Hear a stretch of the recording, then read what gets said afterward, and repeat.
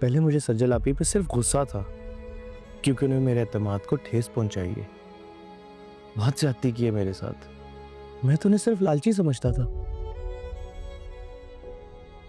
मगर जब आपने सब कुछ बताया तो अब नफरत हो रही है मुझे उनसे। सज्जल एक के बाद एक हद पार कर रही है अहमद, उसे रोकना होगा। अरे मैं लानत भेजता हूं उन पर। वो और अम्मी दोनों एक जैसी हैं। मैंने तो सोच लिया, ना कभी उनकी शक्ल देखूंगा ना अपनी शक्ल कभी दिखाऊंगा। मेरे एक प्रॉपर्टी डीलर से बात चल रही है। प्रॉपर्टी में जितना हिस्सा मेरा है उसको सेल आउट करके मैं तो जा रहा हूं बाहर। मेरे तो एग्जाम्स भी हो गए, मैं तो सोच रहा हूं बाहर निकल जाऊं।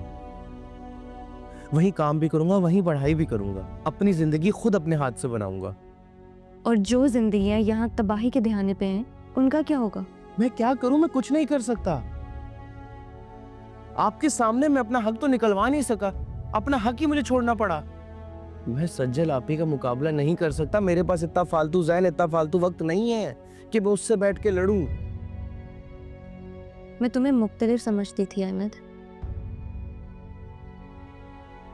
नौशीन आंटी और सजल की तरह मुनाफिक नहीं। तुम्हारी पॉजिटिव अप्रोच और मासूमियत की वजह से मैंने तुम्हारा साथ नहीं छोड़ा। इसके लिए मैं आपका एहसानमंद हूँ आपी, और आपका एहसान उतारने के लिए मैं अपनी जान भी दे सकता हूँ। अहमद, ये सारी बातें ना सिर्फ कहने की हद तक अच्छी लगती हैं, वरना कोई आज तक किसी के लिए जान नहीं दे सका। तो आप क्या एक्सपेक्ट कर रही हैं मुझसे? तुम एक मर्द हो अहमद, अपने बाबा के बाद अपनी माँ और बहन के सरपरस्त हो, उनके निगहबान हो, उनके मुहाफिज हो।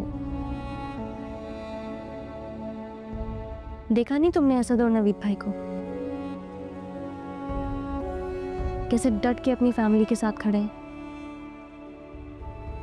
आपी वो दोनों बड़े हैं, मैं छोटा हूँ। तो बड़े बनो, बन के दिखाओ बड़ा। बच्चों की तरह भागो मत अहमद।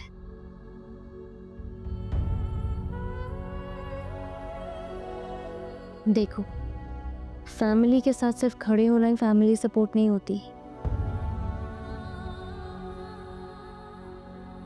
उनकी गलतियों को आइडेंटिफाई करना, गलत करने से रोकना भी फैमिली सपोर्ट है। क्योंकि ये दुनिया मकाफात अमल है अहमद।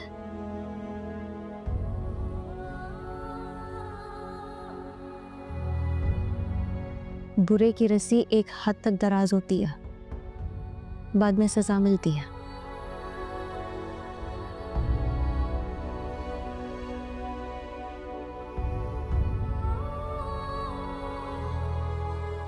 और अगर आज तुम नौशीन आंटी और सजल को यहीं पे रोक दोगे ना, तो उनकी सजा भी कम हो सकती है।